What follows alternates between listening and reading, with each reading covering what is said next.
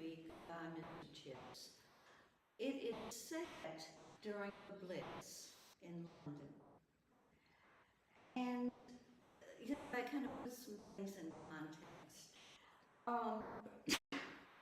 Because we're bombarded today, this is not London during the Blitz, but we are bombarded with despair, wars, mass shootings, poverty, and that's just on the news.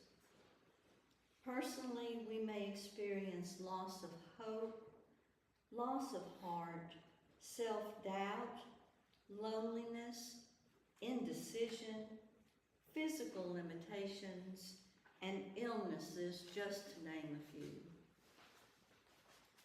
So what does it mean to be brave? It means to take one more step. So bravery does not mean having no fear. It means feeling no fear, but having the courage to do it anyway.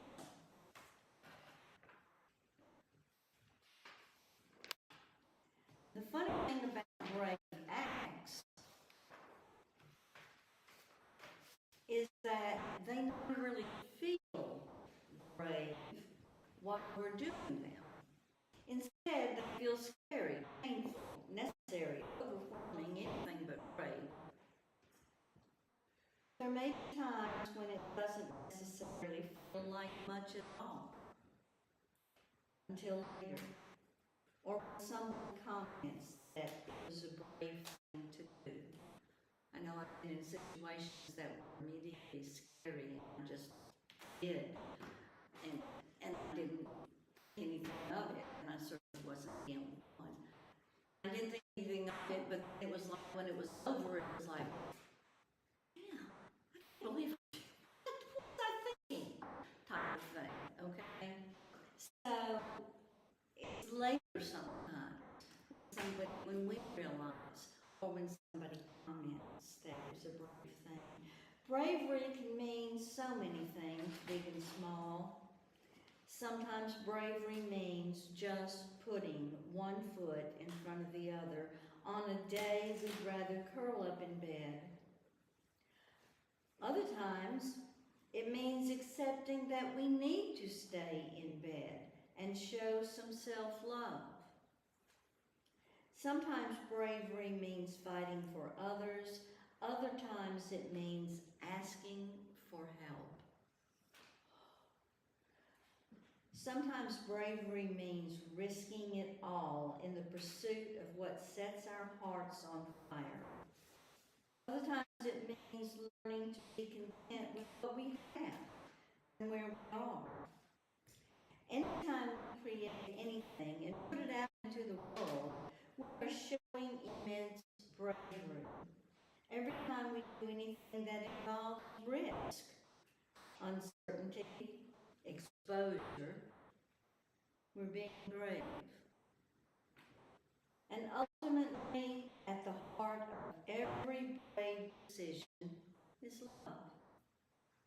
Loving ourselves enough to do what is right, regardless of the outcome, opinion, risk, or failure. So bravery isn't a trait we possess or don't. Bravery is something we do, which means that it is available for everyone. And I can't guarantee it will be painless. In fact, there will be a lot of growing pains and discomfort as you continually expand outside of your comfort zone. But with a little practice and self-love, it will be marginally easier each time. Then why opt for bravery? Why move out of our comfort zones when the easiest option seems to be stay in bed with the blankets pulled over our heads? Well, in my experience, every time we act with bravery and move through the fear and the growing pains, we grow, we learn, we get one step closer to our truth. and living the kind of life we dream. In short, it is worth it. I have a tendency to think of bravery as like those people during the Blitz, soldiers on the field, and that kind of stuff. But I have to remember that that's not what that's about. I mean, that's certainly great. Don't misunderstand me, but it's a personal thing. And so, I'm gonna tell you something. Talk about experience pain. Just being brave enough to disclose or to ask for help. That takes a lot of guts sometimes. The next word is strong. She says, may I be brave and strong. So what does it mean to be strong? Strength is not found in muscles and battle stories. Strength is in the mind and in the spirit. It is how closely we are aligned to who we really are, what we really want, and what we are really capable of, no matter the cost.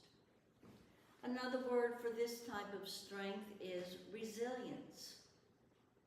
It can be defined as the ability to endure difficulty without your core spirit being shattered to the point of your being unable to put the pieces back together. It's kind of like Humpty Dumpty, who had a great fall, and all the king's horses and all the king's men couldn't put him back together again. Resilience, though, is what allows us to retain the ability to return to courage, calmness, and refusal to give up. Resilience is when all the pieces shatter, but somehow we have the ability, even asking for help, to put them back together. There's a Japanese proverb that reads, fall down 7 times, stand up 8. I kind of liked that. It was real short and sweet, and it didn't have a person's name. It just said Japanese proverb, so I didn't have to try to pronounce something in a foreign language. So that's strength, to be brave and strong. I may fall apart, but maybe somebody told me this. I have survived, at least to this point, every disaster that has come to me or I have created. I have survived every one of them. That's amazing to me sometimes. I don't know about y'all, but I was talking with a friend of mine and a group that I belong to. Sometimes usually at Christmas, we will gather, not Toys for Tots necessarily, but we will get a list of names of elderly, poor tenants of Hilldale Apartments. Now, we that live in Tupelo know that the Hilldale Apartments have a terrible reputation. It's just not a wonderful place that you might want to live. However, there are elderly tenants there who have no choice. That's where they have to live. And I know, and I was talking with my friend, 1 or 2 more wrong turns in my life is all it would have taken for me to be there. And I know that. And we take in the social worker lets us know what the people need. Size this and such shoes, this, bow, and things like that. And we make sure that the elderly people at that particular apartment complex get some of what they need. Because I know, thank goodness. I have fallen down 7 times, but apparently I have stood up 8. And I know y'all have too, because you're here, you know? So that's strong. Now the next term is true. Be brave and strong and true. So what does it mean to be true? I can tell you this, there's a difference between telling the truth and being true.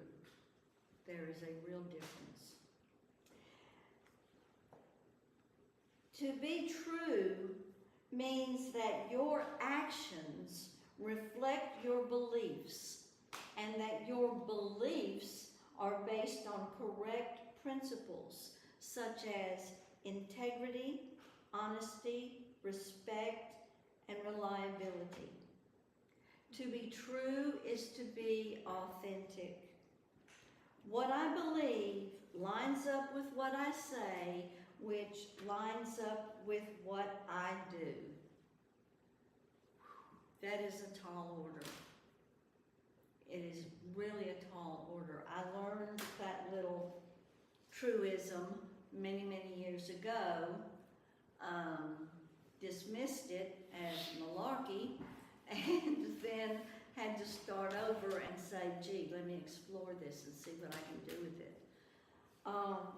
Put simply, authenticity means you're true to your own personality, values, and spirit, regardless of the pressure that you're under to act otherwise. You're honest with yourself and others, and you take responsibility for your mistakes. Your values, ideals, and actions align. As a result, you come across as genuine and willing to accept the consequences of being true to what you consider to be right. At the same time, you are open, genuinely open, to another person's position. No attack.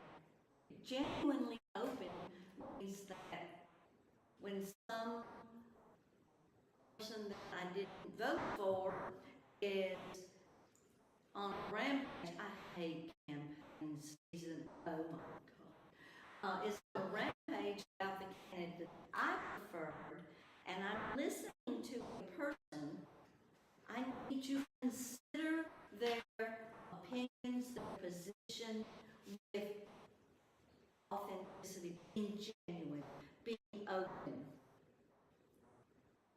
Now, in the back, that's tall. In the back of my mind, I would probably say, you are a blithering idiot. But I must change that, and I must respect or practice being open and listening to another person's position. It's a lot easier when it's not political.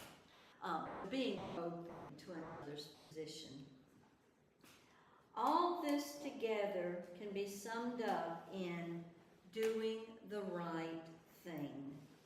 Integrity is, according to the quote attributed to C.S. Lewis, doing the right thing even when no one is watching. So when put all together, brave and strong and true seems to me to really boil down to integrity. I believe there are more good people in this world than there are bad. I have to, or I would go completely mad, crawling completely into myself, and then being afraid even of myself. 2 examples in just this past 10 days that I'm aware of. And it proves to me that there are more good people than there are bad. Okay, so I'm leaving service last week. Just, the car cranked. I didn't have to reboot it. Everything's lovely. Gwen is behind me going, you know, I stopped to see what crisis Gwen is having, and she says, you have a tire that's going flat. Oh, it is flat. Thank you, Gwen, for letting me know. I would have eventually have figured it out, but I had a flat tire. It was not losing air. It was flat. So I couldn't get the no-glow bolts off, you know, because the machines put those foolish things on. What I didn't know is I have a cheat tube in my trunk. I didn't know that. So I called my ex, and he came and got the lug nuts off, and we changed the tire, because my mother's theory was, you don't learn how to drive, or you don't drive a car unless you can change the tire and change the oil. Now you can't change it because there's nowhere to put it. You gotta pay money for them to take it. But anyway, those were two things you needed to know. You needed to know about the oil, and you needed to be able to change the tire. Okay? So I know how to change a tire if those machines didn't put those lug nuts on so hard. Well, I've got a cheat thing, and I'll share this with you. It's a PVC pipe. It's about that big round, about that long. You put it onto the wrench thing. Yeah. And then it gives you more leverage. And you can get, well, anyway, I didn't know I had that. While we were doing this, besides Gwen being a good person flagging me down with me thinking that she's having a heart attack, while I was changing the tire with help, a young man drove by, someone I had never seen in my life, and asked if we needed help. By that time, everything was under control, and we said, no, thank you very much, but just stop by. And he's driving down the road, and then he stops. He says, do you need some help? The second one didn't involve me directly. A week ago Thursday, one of our bridge players, an older lady, came into the museum completely distressed because she had left her purse in the shopping cart in the Kroger parking lot. In fact, she was so distressed that one of the gentlemen players had to drive her back to Kroger. She couldn't drive herself back. In the meantime, my co-volunteer called Kroger and explained what was going on, that these people were coming. And the person at Kroger stated that the purse had already been turned in.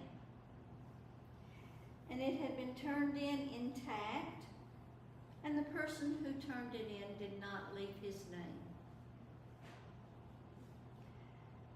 The relief expressed by the owner of the purse is indescribable, because she had everything in there.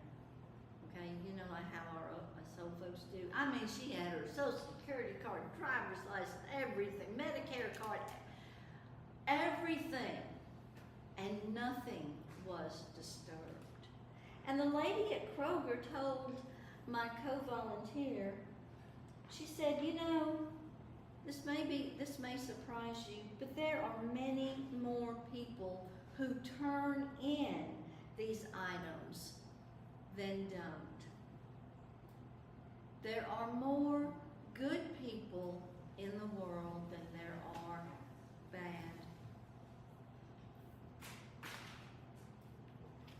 I hope that we can kind of talk about these things, and